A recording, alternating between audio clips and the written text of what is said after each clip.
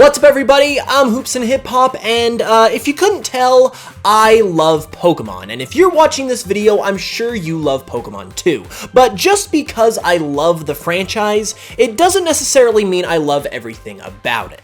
In fact, even as great as Pokemon is, there are actually a lot of things in the games that I would describe as quite terrible, and it seems like a lot of times, because we all love Pokemon so much, we kind of just deal with these terrible things that happen every time a new game comes out, and we kind of just live with them rather than demanding that Game Freak get better and take these terrible things out of the games. And that is what brings me to today's video topic. As you all know, we are getting a brand new generation and a brand new set of Pokemon games this year in the form of Pokemon Sword and Shield. And as such, Game Freak has an opportunity to right a lot of the wrongs that they've committed in previous Pokemon games and take out or fix a lot of these terrible, terrible things that the Pokemon franchise has been plagued with over the past several years. So today we are going to be talking about 5 terrible things in Pokemon that Pokemon Sword and Shield has the opportunity to fix, and we're going to be discussing why they're terrible in the first place,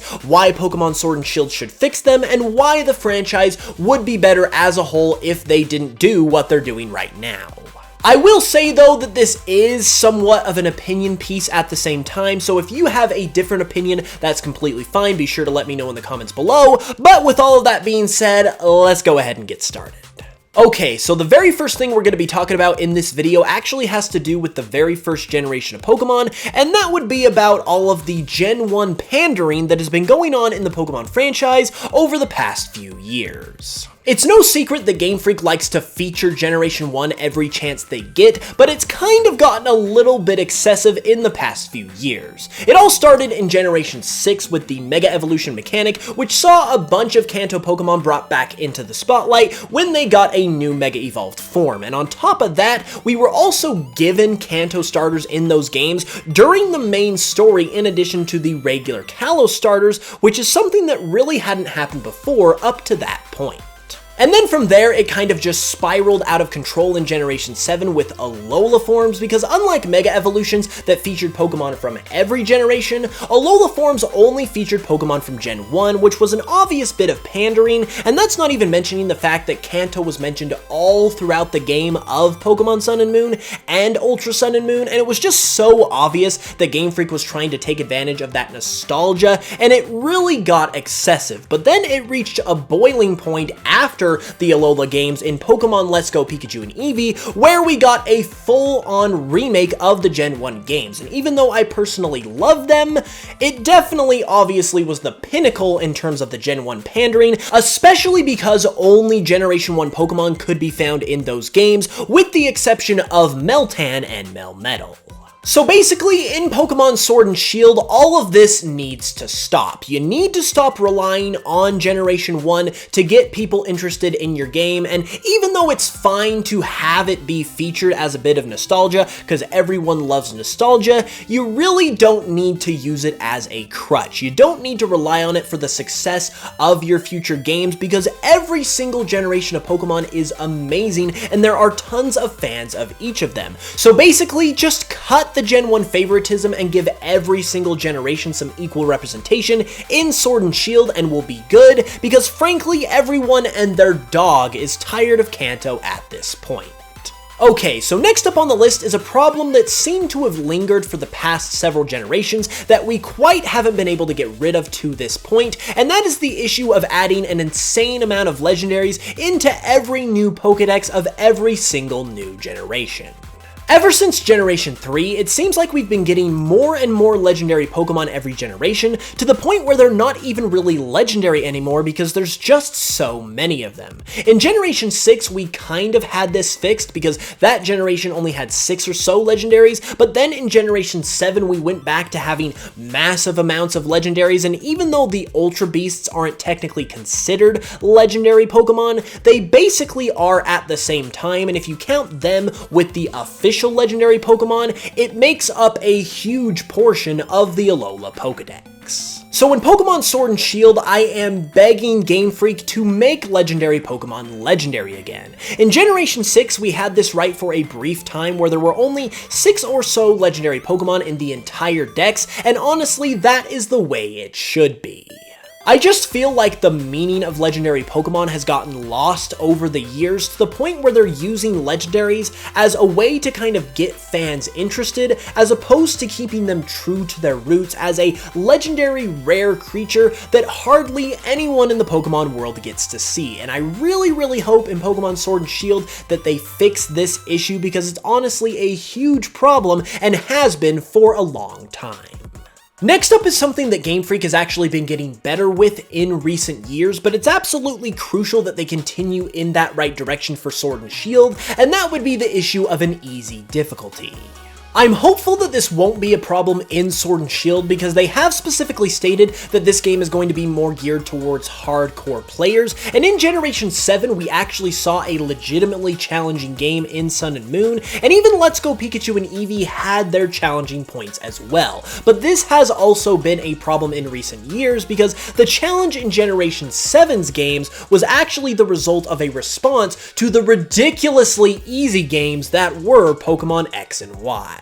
Pokemon X and Y, even though I absolutely love those games, were insanely easy at the same time, to the point where it actually caused a decent uproar amongst the fan base when those games were released. This was actually addressed by Game Freak themselves in the next generation in Sun and Moon, because those games were actually legitimately challenging. But then in Pokemon Let's Go, they kind of went back to those easy ways, because there were a couple different things like the 2-on-1 battle mechanic or the busted signature moves for the partner Pokemon that made getting through that game insanely easy if you wanted to exploit those advantages. And that is exactly why it's still worth bringing up for Sword and Shield, because even though Game Freak looks like they're going in the right direction, they really need to commit to a legitimately difficult, or at the very least challenging game for Sword and Shield. You gave the casual people their game in Let's Go, and you say you are giving the hardcore audience their game in Sword and Shield, so it's time to own up to that statement and give even us veteran players a game that we can struggle to get through at times, because even though a struggle can be frustrating, it can be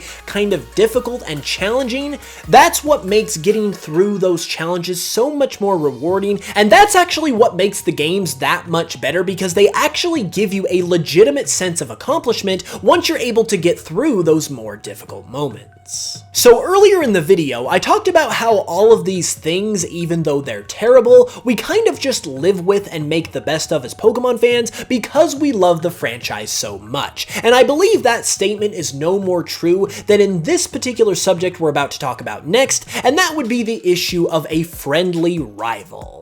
Friendly rivals have been an absolute plague on the Pokemon franchise since Generation 3, and very similar to the point about there being too many legendaries, they kind of take out the meaning of what a rival is in the first place. A rival, by definition, is someone who you are competing with in any given subject in order to be the best in that specific field, and a lot of times there's a little bit of animosity that goes along with that as well. Because truthfully, a rivalry without animosity is really just friendly competition, and that's kind of what we've seen in the rival characters since Generation 3 for the most part, and like I said, it just completely takes away from that integral piece to the Pokemon games that is the rival character. So when a rival becomes so friendly to the point where they don't really give you a reason to want to beat them, and they're essentially just another trainer in your way, they lose that special distinction that has become so integral to all of the Pokemon games, and without that integral piece to the puzzle, it really makes for kind of a disappointing Pokemon experience, because they have become such an integral part of that experience ever since we got our very first rival, who was the epitome of what a rival should be in Blue. And he was followed up by arguably an even better rival in Silver, and these two are often seen as the poster children for what a good Pokemon rival should be. And even though in Silver's case I don't think it's necessary for them to be an absolute jerkwad and almost a villain in a way, I do think they need to give you a reason to want to beat them into the ground every time they challenge you to a battle, and they kind of need to have an anti-hero sort of aesthetic to them, where you know they're not a bad guy, but at the same time you want to beat them like they are a bad guy because they're just so cocky and arrogant, and they just need to be taught a lesson. And last but not least, what is quite possibly the most well-known, talked about, and egregious thing that's been done in Pokemon over the past several years, and is also just as easy to fix as any one of these things as well, which frankly makes it even more egregious, is the current model of event Pokemon distributions. Now, I know I have brought this up and talked about it in a couple other videos before, but when it came to this particular subject, I absolutely had to bring it up again because of all of the different things that have been done in Pokemon games over the years. I would argue that this is the absolute worst of them all that absolutely needs to be fixed more than anything in Pokemon Sword and Shield. This point kind of goes in tandem with my too many legendaries point I made earlier, because oftentimes these event Pokemon are legendary or mythical Pokemon, and when they're given to you this way through an event where you just go to the Pokemon Center and get it gifted to you by the delivery man, it strips everything that is legendary or mythical away from these Pokemon because they're literally handed to you on a silver platter. The whole point of these Pokemon, like I said in that last point, is that they are legendary. They are extremely rare, they are extremely hard to capture, they are extremely powerful, and in the case of mythical Pokemon, they're so insanely rare that it's debated as to whether or not they even exist in the first place. So why in the good golly Arceus Almighty would you think that giving these Pokemon to us for free with no challenge on our part whatsoever would be a good idea? Like, whoever came up with that needs to be fired immediately.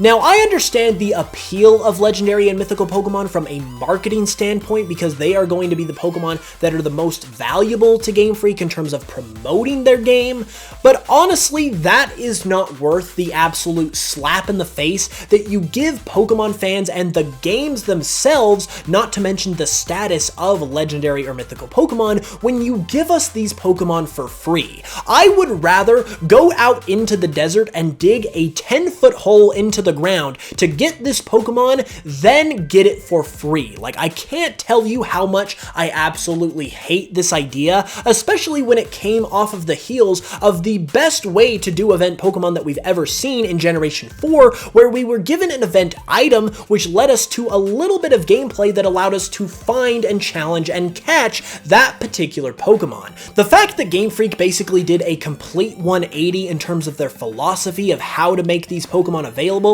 is probably the thing that stings the most, because we've seen the potential these Pokemon have and that these events have in terms of making the process of getting these Pokemon amazing, but for the past 10 years or so, we've been force-fed, quite literally, the worst way to give us these Pokemon, because we've literally been force-fed these Pokemon on a silver platter with no challenge or extra bit of gameplay or anything like that whatsoever.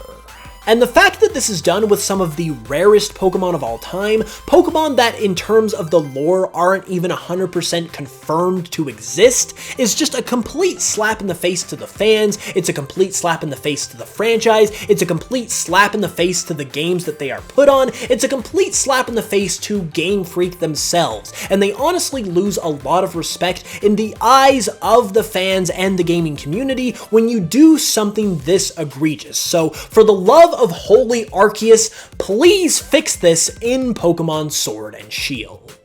And there we have it, everybody. Those are 5 terrible things in Pokemon that can be fixed in Pokemon Sword and Shield. Now, I have a lot of high hopes for this game, as I'm sure many of you do as well, and I really do think they have the potential to fix at least a few of these things, if not all of them, and if they do, it really puts Pokemon Sword and Shield on the right path to becoming one of the greatest Pokemon games of all time. If you guys enjoyed the video though, be sure to give it a like, because it really helps out, and let me know what you think of these things in the comments below. Do you think think they're as bad as I'm making them out to be, or do you think there's something else out there that's worse? Can you live with these things? Let me know all of your thoughts and opinions in the comments below. And hey, if you're new to the channel, be sure to subscribe for more new Pokemon content every Tuesday, Thursday, and Saturday, including plenty more Sword and Shield content, especially as we get closer to the release of the game.